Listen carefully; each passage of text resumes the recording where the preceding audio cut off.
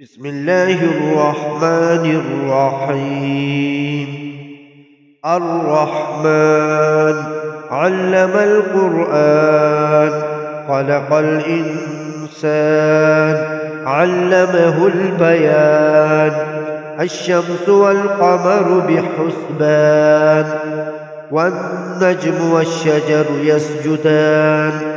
والسماء رفعها ووضع الميزان، ألا تطغوا في الميزان، وأقيموا الوزن بالقسط ولا تخسروا الميزان.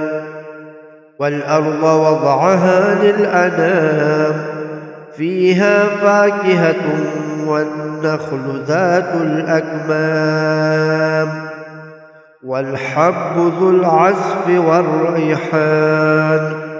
فبأي آلاء ربكما تكذبان؟ خلق الإنسان من صلصال كالفخار، وخلق الجان من مارج من نار. فبأي آلاء ربكما تكذبان؟ رب المشرقين ورب المغربين. فبأي آلاء ربكما تكذبان؟ مرج البحرين يلتقيان، بينهما برزخ لا يبغيان.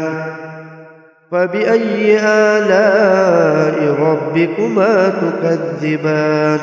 يخرج منهما اللؤلؤ والمرجان.